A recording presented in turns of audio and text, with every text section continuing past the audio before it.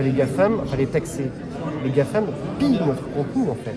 Une partie de ce qui fait leur valeur, c'est-à-dire qu'ils vendent de la publicité à des gens en pillant notre contenu. Google News, c'est ça. Facebook News, c'est ça. Alors aujourd'hui, la France d'ailleurs a pris une position, est arrivée à les faire piller en leur faisant payer des droits voisins. Ça s'est propagé ensuite en Europe, mais c'est pas suffisant.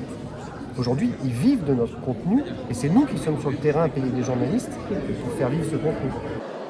Ça passe pour une part par la loi parce qu'effectivement, à la fois on est dans un système économique, mais les médias ne sont pas tout à fait des produits comme les autres et ils contribuent aussi au bon fonctionnement démocratique.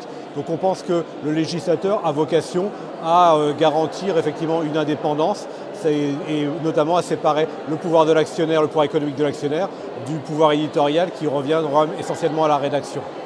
Je pense que Médiacité fait partie de ces médias indépendants qui continuent à chercher leur modèle et qui devront en permanence réinventer leur modèle parce que ce modèle il doit s'adapter en permanence aussi à un contexte qui est en profond bouleversement.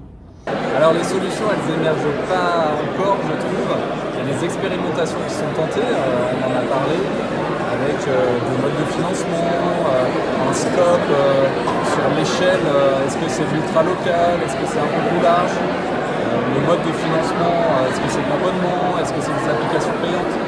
Ce qui est positif, c'est qu'il y a des expérimentations. Et on l'a d'ailleurs bien souligné aussi, c'est qu'à Lyon, il y a quand même un formidable terrain de jeu pour avoir un paysage médiatique qui permet ce genre d'expérimentation.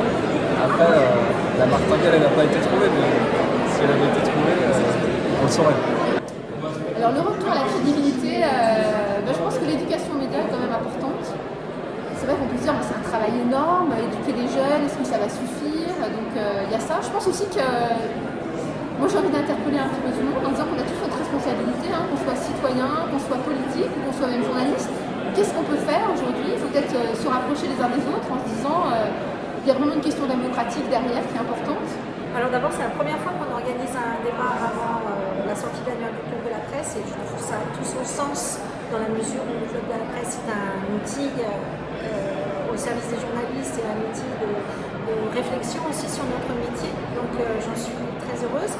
Quant aux réflexions qui ressortent finalement de ce débat, on voit que principalement l'argument économique, en tout cas les difficultés économiques que traverse la presse, les médias en général sont très prégnantes et finalement pèsent sur la liberté de l'information et sur le fait de pouvoir fournir, proposer, offrir une information